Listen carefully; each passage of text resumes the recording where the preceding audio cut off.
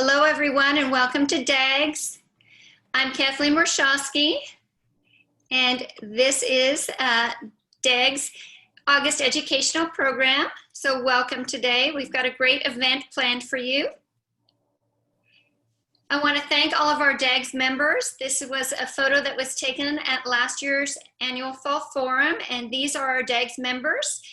We encourage you all to become members of DAGS. DAGS is all about education, advocacy, and scholarships. We fund scholarships for people who want to further their education in gerontology. This year, we have our annual DAGS Fall Forum going to be happening virtually. So very excited about what that's going to look like this year. I have a few things to share with you about that. The first one is, hopefully this will take us where we want to go. In order to register and view information about the Fall Forum, you can go to the DAGS website, and that's at dags.org. Can you all see my website? Mm-hmm. Or do you still see the PowerPoint presentation? You see the website, Kirsty? I see the DAGS Fall Forum, October 15th, 2020, the year everything changed. So you don't see the website? I do not. Okay, let me fix that. So I want you to see the website. Do you see the website now? Yes. Okay, perfect, thank you. So if you go to the DAGS website and you go to the forum tab, you can find out all of the information about the forum. We've got our sponsors on there. We've got our event agenda and our speakers.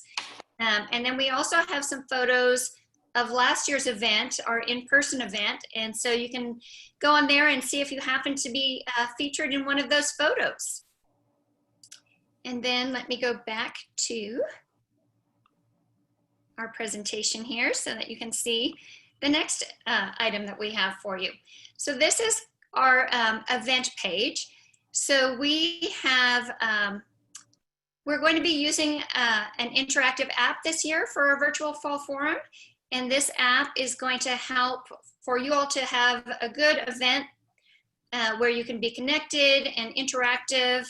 And so you can see here that as I'm looking at the online version of the event, there are 54 days, 8 hours, 54 minutes, and 50 seconds until the DAGS Fall Forum. We are going to have a short networking event the evening before the forum. It's going to be from 3:30 to 4:30, and it's essentially just a networking happy hour so that you can all try out your app and make sure everything's working, and we can troubleshoot those things for you.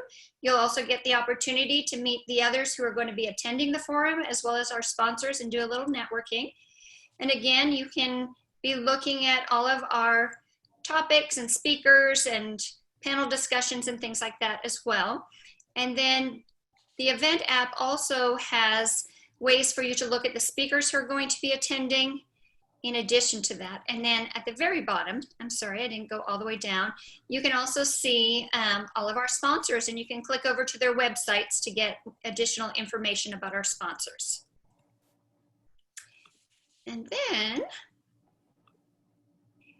this is what the event app looks like. So when you go into the apps on your phone, you will download, it's called Whova. And so if you all want to take a minute to download the Whova app so that you make sure you get the one that is going to be used at the Fall Forum, you'll be able to watch the forum this year on your mobile phone device, your tablet, your iPad, or your desktop. So for those of you who will be working out in the field, who may be running around and between appointments, you'll still be able to attend this year's event if you would like to be able to see the sessions and join in the networking fun. Once you have the app, if you're looking for the DAGS event, it's called DAGS 2020 Virtual Fall Forum. And if you start typing in DAGS 2020, it does pop up on your app for you. And then we also have this little code here. I think you can scan, I don't remember what that code is called, but if you scan that code with your phone, it will actually find the app for you. And then this is what our registration page looks like. So when you go to purchase your ticket for the forum, that's how you do it, through our registration page. And you can get to that registration page either from the DAGS website or from the event website. or from the registration link. And I have made those links available on the evaluation at the end. So when you get your evaluation and you're looking at it, at the very bottom are all of those links if you need them, or you can go to the DAGS website and get it as well.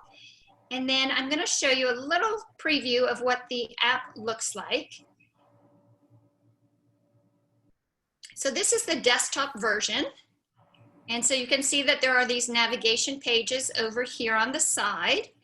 And so this is our welcome page. And then we have our agenda page. So on the 14th, we have just the one little networking break. And then the next day, we've got the first networking break in, and then the rest of it is all of the speaker presentations. We'll be adding the additional networking events as well, but we wanted to make sure that you could see what the speaker topics and the program topics were before we did that. Then we have our attendees. So everyone who is attending, you'll be able to see everyone who's registered. Once you're a registered participant, you'll be able to see everyone else who is attending the event. You'll be able to actually send them messages through the Whova app. So from the moment you register until after the event, you'll be able to send messages to all of the people who are attending our event. And then you can also, from your phone and the Whova app, you can actually view people's profiles and information. On the web app, I think that's not available. Yes, that's correct. Then we also have a community area, and in the community area, you'll be able to go into our virtual networking rooms that all of our sponsors will have. You'll be able to ask questions. We've even got some groups in here. So for example, if you're a social worker, you can join the social worker group, and you can share information and talk to other people who are social workers. If you're a nurse, you can do the same thing. So we've created some different community boards and things like that. And then there's also, if you happen to have a job opening, you can post those here as well if you're looking to fill a position. We have our sponsors page, and so our sponsors will be filling all of this in with additional information. I'll show you one here that actually has added video already. So our sponsors will have some video for you to watch as well. And all of our sponsors are in here, and they'll be updating those periodically between now and the forum. And then we also have an exhibitor spot where our exhibitors will be able to go in and to highlight their information as well. And I'll just show you this one here. Again, our exhibitors will be able to add video content as well as your contact information and a little bit of information about your products. And then messages, you'll be able to send messages back and forth to each other. So I've sent a few test messages in here. So there's a lot of great ways that you can connect with each other. It's very interactive. We're going to have Q&A. So for all the programs, if you have a question for our presenters, you can actually even ask the question several days before the program so that we can try and make sure that all the questions are addressed. And then during the program, you'll be able to ask questions as well. And all kinds of fun stuff. Susan, Peggy, and I, and the rest of the DAGS board, we're still exploring and trying to make this app experience the best we can for the event that's going to be coming up. So we encourage you to register for the DAGS Fall Forum, and we encourage you to let us know if you'd like to be an exhibitor. You're probably wondering why I have this picture up here of Miss Barbara Glass. And the reason I have a picture of Barbara Glass and myself up here is because Barbara Glass is my champion, my registration champion. For many years now, Barbara has bought the first ticket to the Fall Forum, and this year is no exception. Barbara was the first to buy her ticket this year. She was the first to buy her ticket last year. She was the first to buy her ticket the year before. And so I think that deserves special recognition that she is truly committed to DAGS. She has served on the board in previous years, and she understands the value of the education that DAGS provides and the scholarships that we provide to the community as well. So thank you to Barbara for that. All right, now we're going to talk a little bit about today's program. It's all about providing social worker services during a pandemic. Today's activity is designed to enhance the knowledge of the healthcare professional on ways to provide effective social work services in the midst of a pandemic. In order to receive your educational contact hours today, each attendee who wants a CEU certificate must register via Zoom and attend the entire webinar presentation. You have to complete the evaluation tool within 24 hours. So by the end of the day tomorrow, you have to have completed that. If you don't get the link, please email me right away because I'll send it to you today. But it should just pop up on your screen at the end of the program. And then you'll receive 1 contact hour for today's program. The certificates will be sent to you by the end of the month. Conflicts of interest, we have none to report today. Commercial support, there's no commercial support today. And the sponsors that we do have today did not influence any content and did not give recommendations to the content of today's program. And now I'm going to have Kirsty, our program chair, talk to you a little bit about today's program. Absolutely. Thank you, Kathleen. If you're not registered for the Fall Forum, do that. It's going to be an exciting event, and we're so excited about it. I'm Kirsty, like Kathleen said, and I'm the program chair for DAGS. I want to first introduce Kindred Hospice today. Lisa, do you want to say a few things about Kindred Hospice, one of our sponsors? Hi there. Thank you so much, Kirsty, for letting me speak. We just want to tell you that Kindred Hospice is here to help you with any of your patients. Of course, we have the nursing and social work and chaplain. We have a bereavement program that lasts for 13 months after a patient has passed. And then we also have an amazing volunteer program that has been recognized the last couple of years. And we are so honored to be part of DAGS, and we want to thank you guys. And if you need anything at all, please do not hesitate to contact Kindred Hospice or myself, Lisa Bressman, and we would love, love, love to help care for your patients or any of their families. Any questions, we're here as a resource. Thank you guys so much for allowing us. Great. Thank you, Lisa. We appreciate that. Thank you. We are looking for a September sponsor. If you're interested in being a sponsor for our September DAGS meeting, please let me or Kathleen know. Before I introduce our speaker today, please note that our next DAGS meeting is Thursday, September 17th. And the topic is going to be mindfulness during uncertain times. Our speaker is going to be Farana Namskar. I know I'm saying her name wrong, but if you've heard her speak before, she's a fantastic speaker. So we do hope that you can join us for that. Again, that's Thursday, September 17th, and the topic is mindfulness during uncertain times. And I also want to, before I introduce Michelle, I want to also thank Seniors Blue Books for providing our Zoom today. Thank you, Kathleen and Seniors Blue Books. With that said, I am going to thank Michelle and Brandy who are with us today. We are so excited to have both of you. And I know, just speaking for all of us, we know how busy you are at the hospital. And so we thank you for all you're doing. And we do thank you both for everything you're doing and for taking the time today to join us. So thank you. Thank you so much. Can you all hear me? Perfect. Okay, great. I'm Michelle. I'm the nurse manager at Clements University Hospital at UT Southwestern in our ACE unit, Acute Care of Elderly. And I wanted to introduce Brandy Brasfield. She is a social worker. She's been a licensed clinical social worker for 18 years.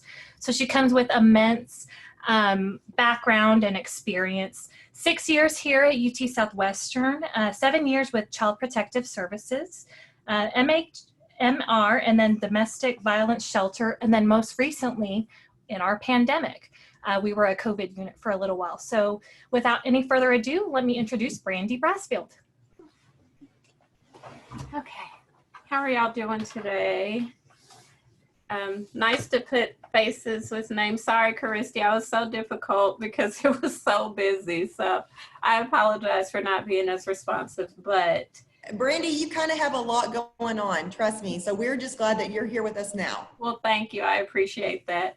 I just wanted to talk a little bit about just some of the challenges that we've faced thus far in providing effective social work during the time of a pandemic, which is new to everybody. So we've kind of had to, figure things out as we go. And so I wanted to just talk about that a little bit. Okay, so just for starters, in December 2019, the cases of pneumonia with unknown causes were detected in Wuhan, China. By February 11th, COVID-19 had been identified as the virus that caused those symptoms. And by March 11th, the World Health Organization had announced that COVID-19 was an official pandemic due to its rapid spread across Europe. So I just wanted to ask, like, does anybody remember where they were when they heard like this big, oh my God, it's COVID-19, like, you know, where we all kind of were running for the hills in a sense, like making sure that we were all kind of locked down in our own houses, taking care of our children, all of those things, and the amount of anxiety it caused amongst everyone during that time. So let's see. So we really just had to kind of adjust. So the first thing I want to talk about is social work the old way.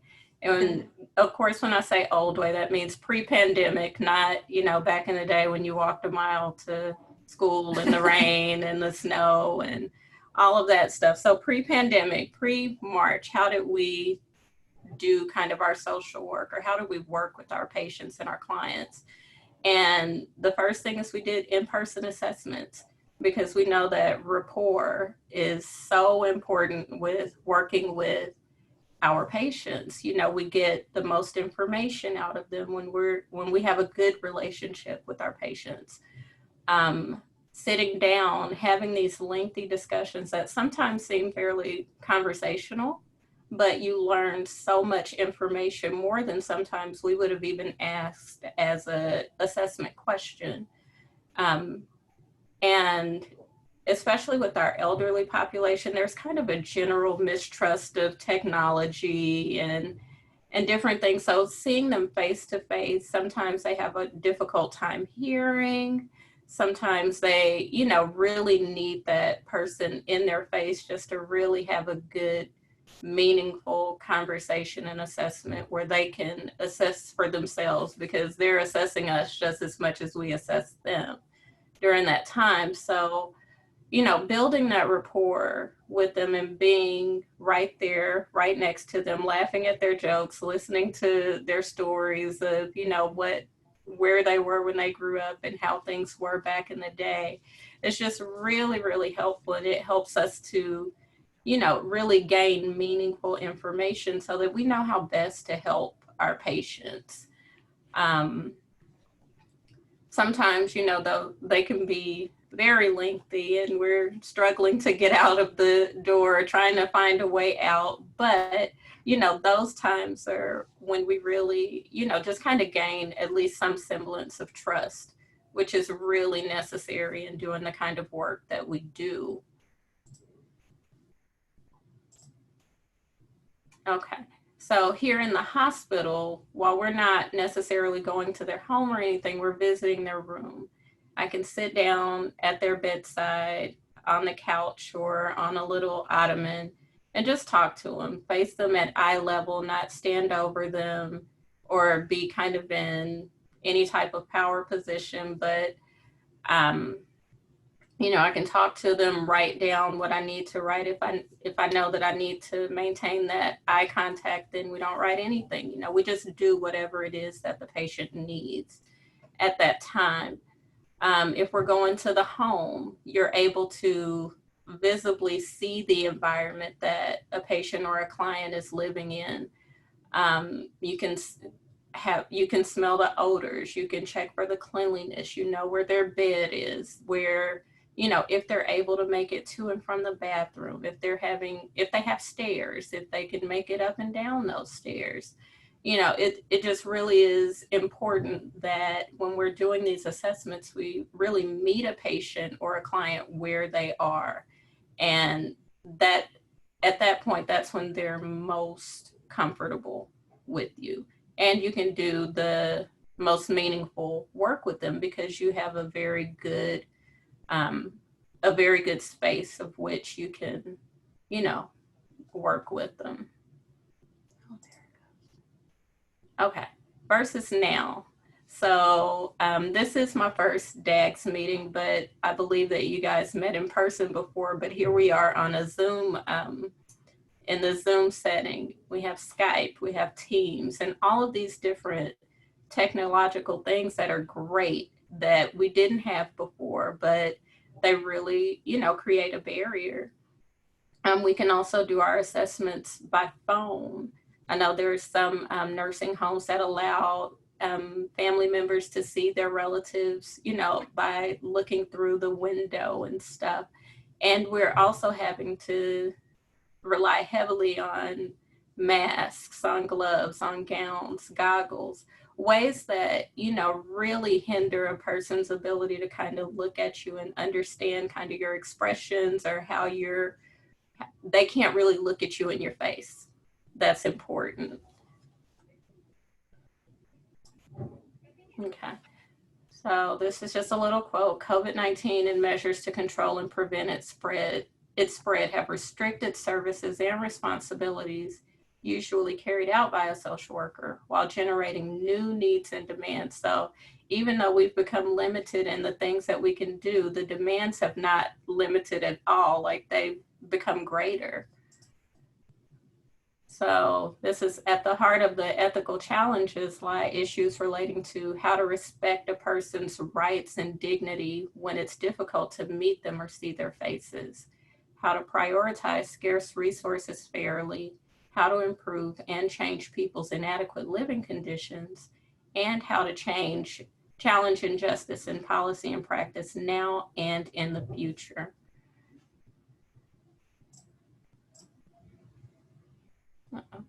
So I think this just goes through some of our, the National Association of Social Workers, that's kind of like our governing body.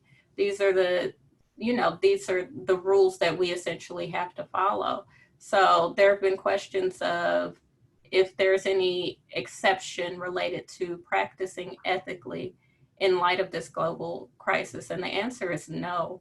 Like, we still have to work and provide services at the same level that we would pre-pandemic, regardless of, you know, the limitations that we experience. We are gifted in the ability to appreciate the big picture and to respond to crisis by coordinating a myriad of variables towards creative solutions.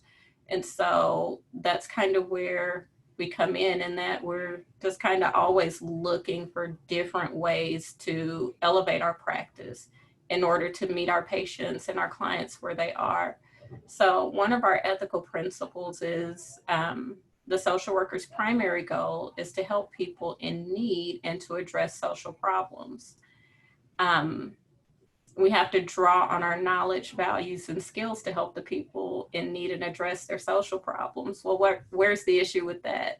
Is that we have no skill in the midst of a pandemic. This is new to everybody. So it's really one of those things that we're learning as we go along. So some things you kind of throw things at the wall and hope that they stick sometimes. And so we're looking at different ways of which we can address this, all while information changes on a day-to-day basis. What was true yesterday may not be true today.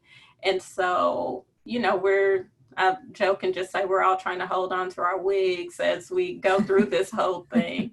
And, in the midst of it, we have to keep our patients and our clients at the forefront of our mind because it's their lives at stake that we're really trying to affect that change. And if we miss that opportunity to help them when they're open and ready to receive that help, it could have lots of negative consequences.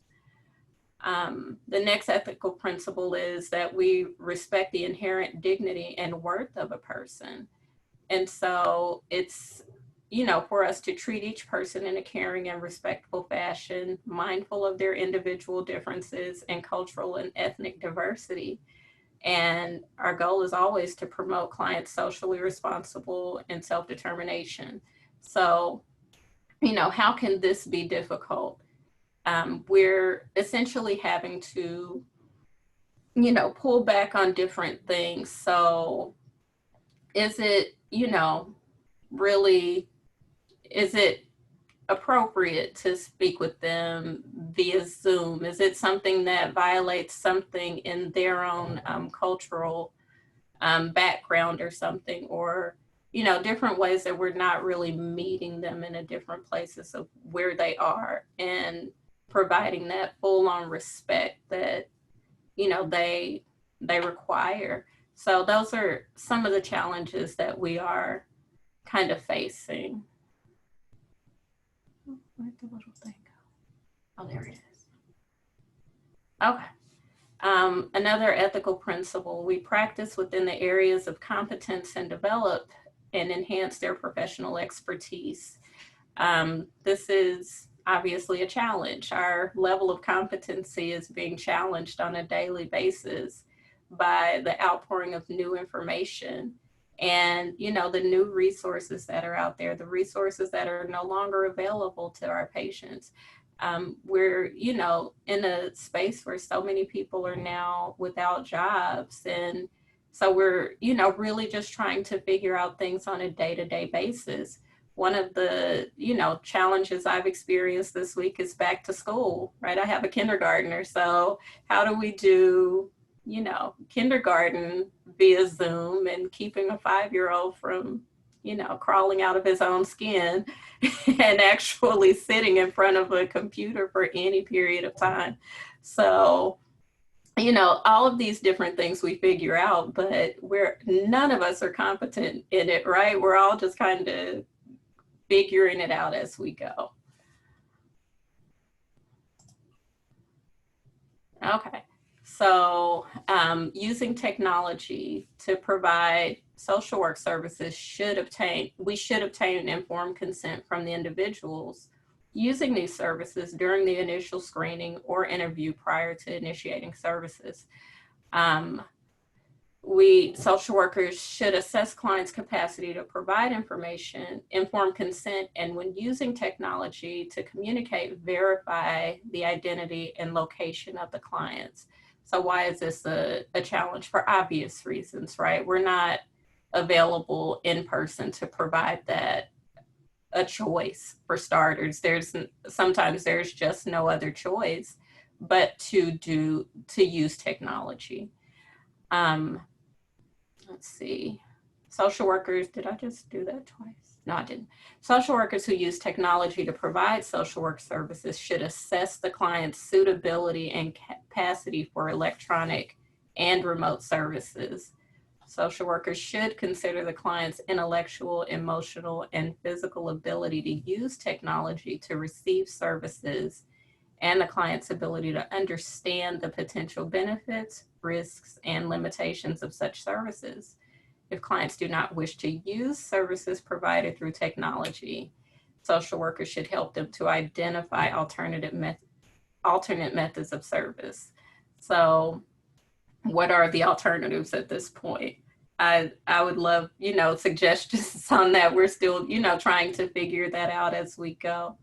And so some of these different things, like in our geriatric population, they have a general mistrust for technology. You know, what do we do in that situation to help them to understand that they can trust us by doing these things over Zoom or over the telephone? You know, in dealing with patients who have mental health issues that have a, you know, general kind of anxiety or paranoia and things like that. We have to, you know, work through those challenges of helping them to understand that these are our options right now and that they can trust us beyond, you know, just the in-person contact that we may have. So I included here a case study. We're going to call her Lisa. Lisa is a female, mid-30s to 40s. She's homeless. She's bipolar, schizophrenic, and unmedicated. No available family members. Her children live in another state. Lisa will not talk. She can talk, but she will not talk. She will only nod or scream in pain, and she's COVID positive. How do we deal with this patient? So This was, you know, one of those things where the team, the multidisciplinary team is like king here. We have to rely on our coworkers and the expertise of others to help us to get through this thing, because none of us can do this on our own, right? There's no one like discipline that can do it before, you know, without the assistance of another. We have to work as a multidisciplinary team. So what do we do with this patient who won't talk to anybody, who will nod or only scream in pain? And we can't visit her at bedside because she is COVID positive.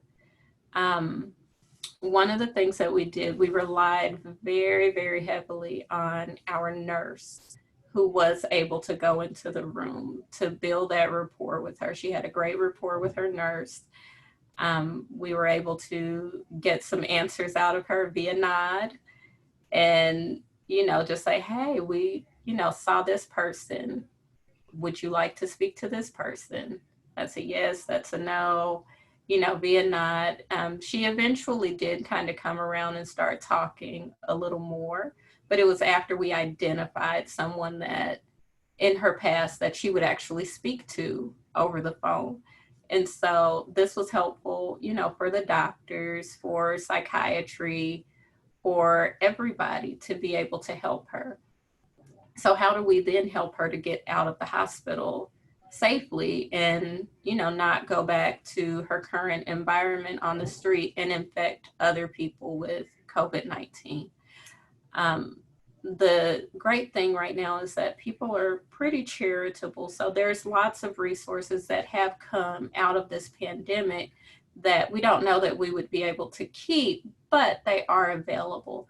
So things like the Dallas County providing hotel rooms for some of the homeless patients who are COVID positive so that they aren't out on the streets. Having different shelter options, different placement options who have COVID units. Those are different things that we had to identify in order to help this patient. And eventually she was kind of discharged, you know, as successful as we possibly could, you know, at the time. Is it going to be this amazing success story? Who knows? You know, what we do know though, is that our job here was to treat her medically and to make sure that she had a safe and effective discharge, and she did not go out and infect the community or, you know, cause more cases down the line, that we at least came up with the opportunity for her to isolate or go into, you know, quarantine and not just kind of be out and on the streets. So, you know, we hope the best for Lisa. Unfortunately, you know, in the hospital, our grasp is a little bit more limited, but we did, you know, through multidisciplinary work, thanks to our nurses, thanks to the staff, the doctors, psychiatrists, and multiple social workers. It took more than one to, you know, come up and put our heads together and think of plausible solutions for Lisa to come together. And I think that's the most important thing in the midst of all of this, is that we do really just kind of band together as a team, utilize our resources, utilize one another and each other's expertise, and in order to help the patient out. Okay, so the effects on our client, we talked about it a little bit, the lack of trust in technology, the diminished ability to make lasting impressions. Sometimes, such as Lisa, we do what we can to make sure that the patient is safe and that they are in the best position at that particular time. We hope that the grasp that we have makes a lasting impression and that the patient continues to move in a positive direction. But sometimes we don't know that. The lack of trust in the system as a whole. I mean, the political pressures to wear a mask, to not wear a mask. That's the question, right? So we're, every day, I think Dallas County now, and everyone has the mandate to wear a mask, but how often do we still see these, really pointed discussions about what's most effective? Is this real? Is this fake? What are we doing to protect ourselves to move forward? And that is a really strong effect on our clients who are sick, who are, amongst the most vulnerable. Oftentimes having to rely on their family and their friends and everyone around them to respect, who they are and where they are in their lives in order to keep them safe. And then confidentiality in the setting of phone and Zoom and Skype conversations, right? We have these discussions, but we don't know who else is in the home, who this patient may want their information being given to. If they have sensitive information, we may ask them, is it okay to speak? But oftentimes they don't really have the wherewithal to say no because they know that they need the service. So we're just hopeful that in gaining that consent from them, that they do feel that they're able to speak openly and honestly, even if they're in an environment where their family or their friends may be.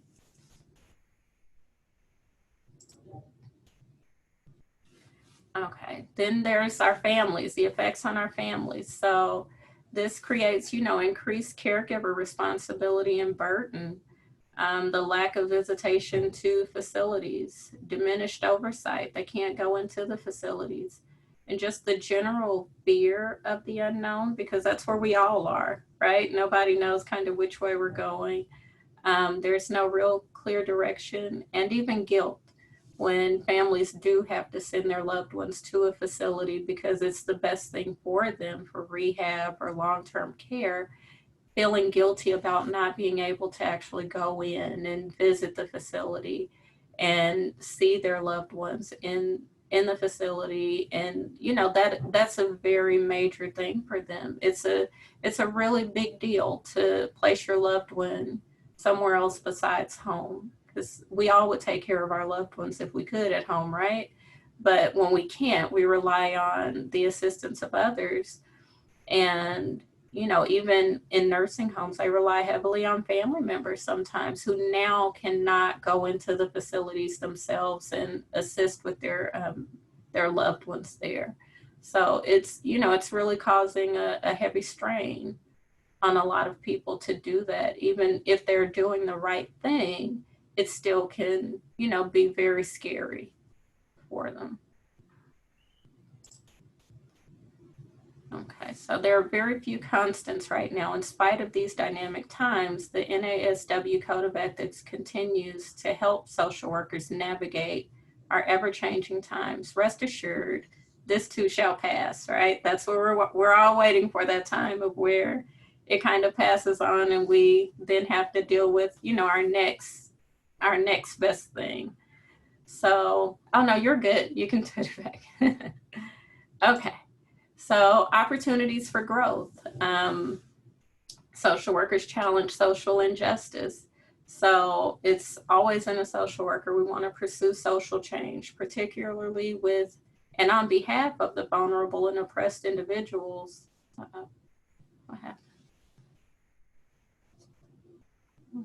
Cancel that out. Oh, something bad happened. Sorry, I don't know what happened. Oh, there it goes. Okay. You good? Yeah, we're good. Sorry. Social workers pursue social change, particularly with and on behalf of vulnerable and oppressed individuals and groups of people. Our patients are at their most vulnerable state, and through this pandemic, we must find new and more innovative ways to handle the changes that may come our way. No one anticipated the effects that this would have on everyone. No one has gone unaffected in this pandemic. I don't care who it is. You may have, kind of had some things that moved in the positive direction. Things may have, turned out negative, but I think that every single person in one way or another has been touched by this pandemic, which means it is opportunity for us all to grow in different ways.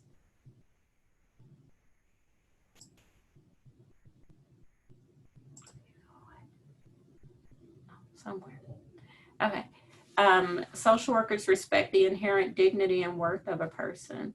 So we treat each person in a caring and respectful fashion, mindful of individual differences and cultural and ethnic diversity. And this is a space where it's time for us to all sharpen our tools. The ways that we did things pre-COVID may very well be a thing of the past at this point. We really have to focus on what's to come and how we move forward from it, and not, kind of go on the way that we used to do things. Well, that was then, this is now. We really just kind of have to focus on moving forward. And so that, everybody kind of has to have a good attitude about it, and no change comes without some type of opposition, right? No one likes change. We like to be in our comfortable bubble, but this forces us all to kind of get out of our comfort zone and think of new and innovative ways to help our patients and help our clients and move them forward. Okay. See, this pandemic has given us great opportunity to continue our work with colleagues and professional associations to gain different perspectives on how to best address the needs of our community. Our perspectives are so different, and everybody needs everyone's help in order to understand the different dynamics that we're dealing with. So me being in the hospital now, I don't face the same challenges that someone in an assisted living facility would face, or that's in a nursing home or even home health. All of us have such different perspectives that it is only helpful for us to collaborate to figure out the different ways of which we move our patients through the process. When they start in the hospital, we treat it in a certain way. And we hope and expect that when we move them to a different level of care, that things will continue on.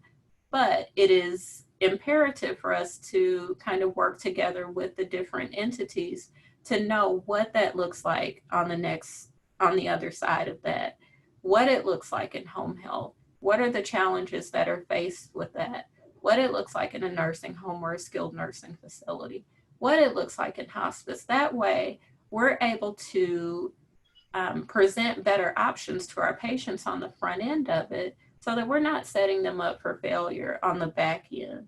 Because the last thing that we want to do is think that we're moving them in a positive direction when it's really not going to be a positive outcome.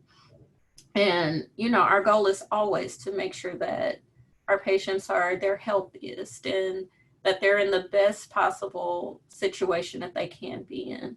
And so this is, why it is imperative. It always has been imperative, but more so now, that we all just kind of collaborate and work as a team across disciplines and everything to make sure that our patients are receiving just the best overall level of care that we possibly can provide. Some of the resources, I didn't put very many here because I ran out of time. Sorry, y'all. United Way, which is always, a very good resource for everyone, right? They, and then local churches offering food, counseling services, light case management, bill paying options. The city and the counties offer really good resources. And this list is growing every single day. I think that the one thing that this pandemic has done is open people's hearts and minds and to become more benevolent and to give more and to, share the resources, because everyone is in a space where they need it. If you were stable pre-COVID, that may not be the situation now. You could have been laid off. So, everyone could utilize the resources. And so if you have any, we're always more open to hearing what they are.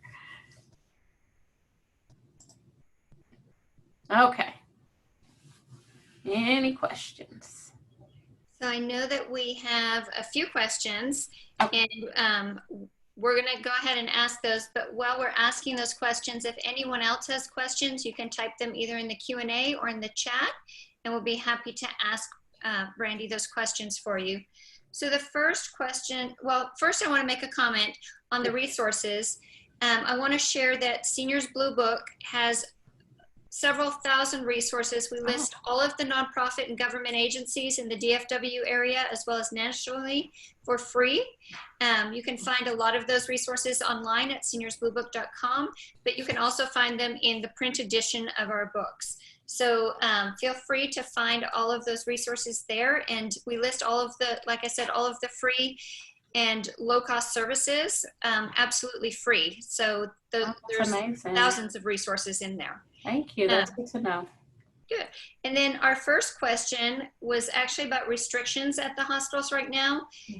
They were asking what types of items people can bring in when they're a patient there, as well as what types of family members and visitors are being allowed right now. So this is a moving target, right? There are some hospitals that allow no visitors at all. I know this. My mom had surgery at the beginning of this pandemic. We could not go in and assist her during that surgery. She was at a different hospital.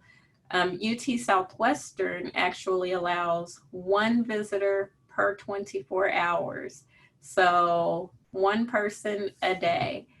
And, that's really, it's very helpful for the patients. What can they bring in? Are there any restrictions? I don't think there's any restrictions on what they can bring in. I think that the most important thing is to always be mindful of any restrictions that they may have in the hospital, whether they have dietary restrictions, whether they have different things that they are not allowed to consume. You want to make sure that you're not going against their treatment plan in any way. But aside from that, there's really no restrictions on what you can bring into the hospital. Now, I would, just say that outside of UT Southwestern, I would really check with that facility if they're in a different hospital to see if they allow any visitors at all, because some do not. And then I'm going to just follow up on that. So the one visitor that you allow per 24 hours, is that only for non-COVID positive patients? That's correct. So if someone is COVID positive, are they allowed to have any visitors at all? No visitors at all if they are COVID positive. And what if their treatment is not going well and they're kind of on their last hours? Are they then allowed to have any visitors or no? It can be case-by-case situations. So oftentimes when we have had patients who were having to go on hospice, then we engage hospital administration who can make those decisions for us. But it is something that we absolutely advocate for, is for their loved ones to be able to see them. But ultimately it is up to hospital administration if they will allow it. So case by case. Awesome, thank you. Then our next question, actually the next one was a comment. Someone had made a comment about your case study on Lisa. And they said the first thing that you probably want to do is a medication consult. Absolutely, right. We, all of the above. If she was she even willing to take medications at the time? Do you recall? After a few days. Yeah, it took us a few days, and with psych involvement, that she was actually willing to take medication. So it was trying times at the time. So that's a good option, is to medicate her. She had something wrong, so she couldn't take a lot of psych meds. Can't remember if it was. She had a lot going on. Bless her heart. We pray for her. And then the next question from one of our attendees is, what do you find to be the hardest part of your job during this COVID pandemic? I think the hardest part about doing our job is making sure or providing the best options for our patients post-discharge. We want to make sure that they get to the appropriate level of care, be it rehab or going home. But we know that things can sometimes be limited right now in the resources that are available or where they may be able to go. So I think that not having a very strong grasp at times on the what happens after discharge can be sometimes the most difficult, as well as kind of helping a patient's family, a patient and their family, to understand that there are different things that are better options. You know, no, we don't want to send you to a skilled nursing facility where you can't have visitors. However, if we send you home, you're going to fall and you're going to come right back to the hospital, you know? So helping them to understand the benefits of the different discharge planning that we're trying to do, even when it is going to be difficult on the other side. Okay, awesome. And then there was another question. It had to do with your technology piece. And for that, I'm actually trying to unmute some of our panelists or some of our attendees, because I wanted to get some input from some of our attendees on if they're using any type of technology. And as I'm doing that, Carol Franson has a question. And Carol, I think I have allowed you to talk already. Let me find you and I'll unmute you and you can go ahead and ask Brandy your question. Oh, yeah, hi. I'm a care manager and we have quite a few patients in nursing homes and assisted livings, and a couple of mine, particularly in nursing homes, are telling me they don't want to live like this. They're so isolated and they don't have any visitors, and they ask me 5 times every time I talk to them when I'm coming back to visit, and they tell me they don't want to live like this. They'd rather die than live isolated like this. And I keep in phone contact. Their families try to call, but a lot of times they can't get to their phone in time. They can't understand how to do FaceTime. The nursing homes seem overwhelmed with trying to do any kind of technology with them.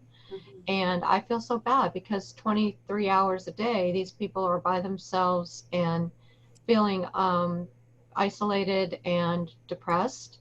I'm just wondering if you have any suggestions. I wish I did, Carol. I think that, you know, that goes to, you know, some of our challenges on this side is what we can do to help engage those patients and help them to understand, you know, that the fact that at some point this is going to pass.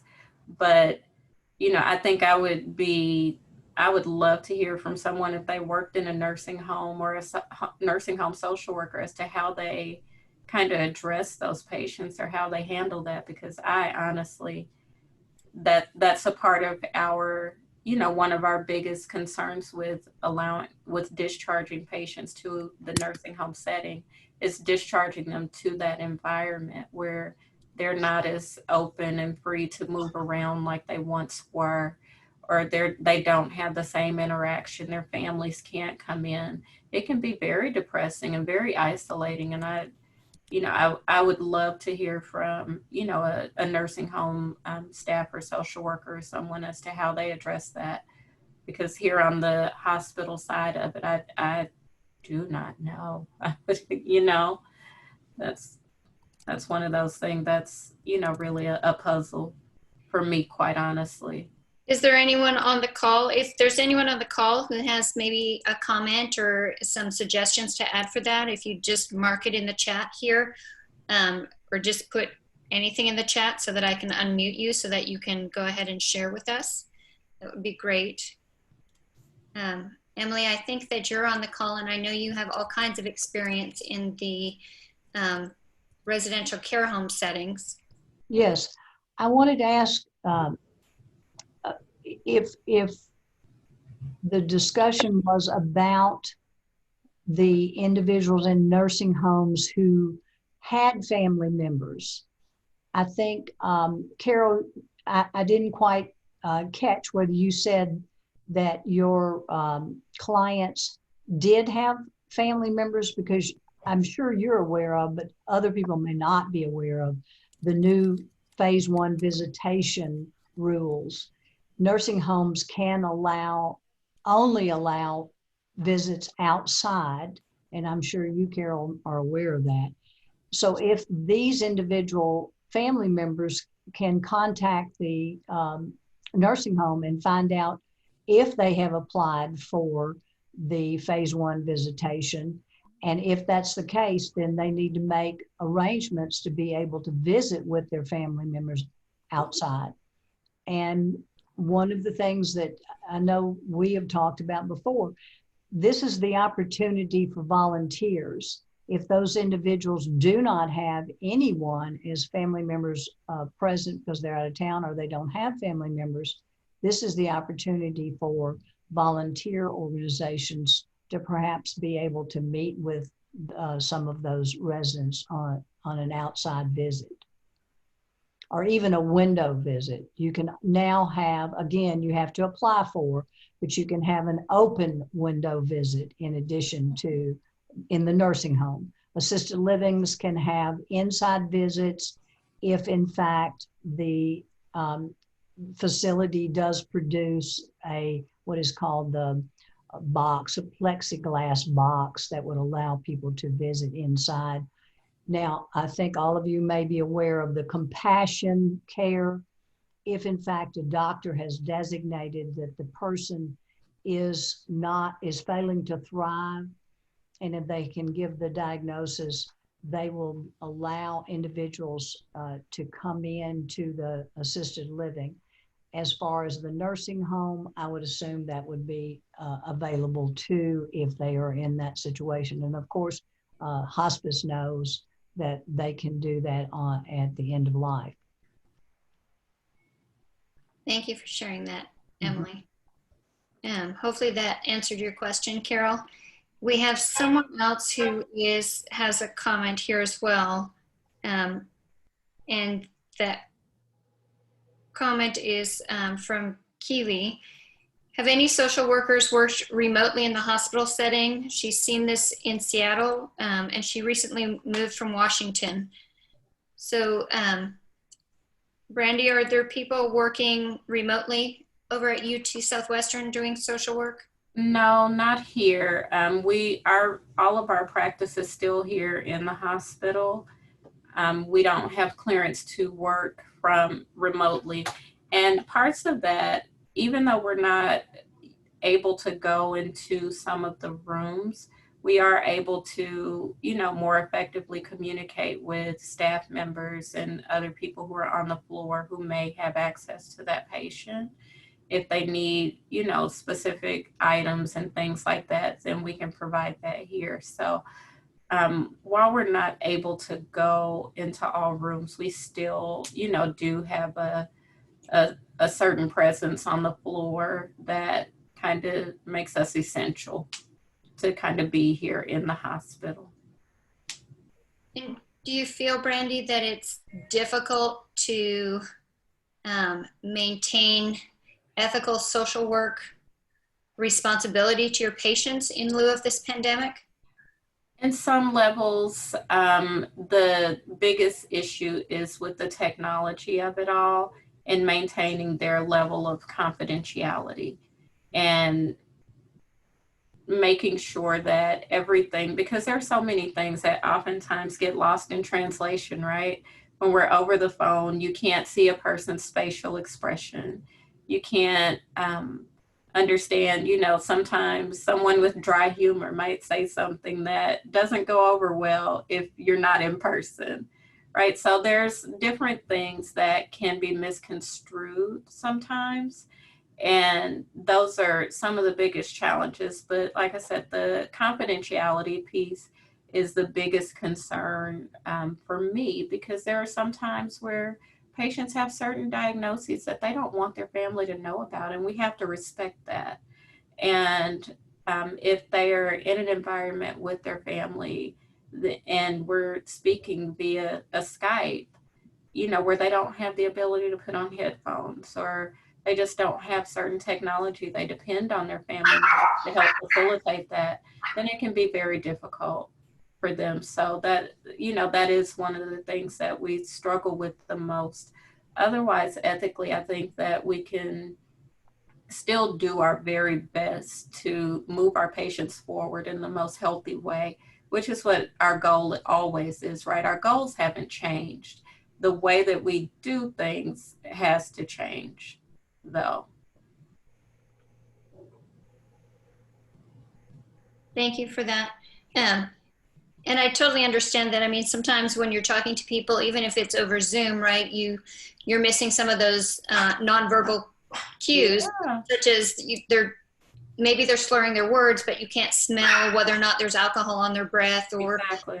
if they have keto or anything like that going on. So Absolutely.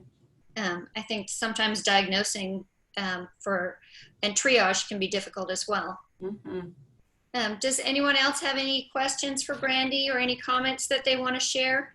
I think, Carol, you had maybe spoken a little bit more about some of the nursing home guidelines. Did you want to share that with the group as well? Well, am I still muted? I'm not sure. No, we can hear you. Okay, so the thing that Emily pointed out, which I appreciate, was that they are going into the possibility of family outside or some type of visitation. But from the way I read the restrictions, it was in the nursing home had to be completely free of COVID cases for a certain number of days. I don't remember if it was 30, 60, 90. And then the clients that I have currently live in nursing homes where they have COVID units. So I don't know how they're going to get around that restriction, if they can at all. But I certainly would be open to trying to do a visitation or coordinate a family doing a visitation. But so far, the nursing homes, especially in Dallas County, have not come forward with, here's how we're going to do this.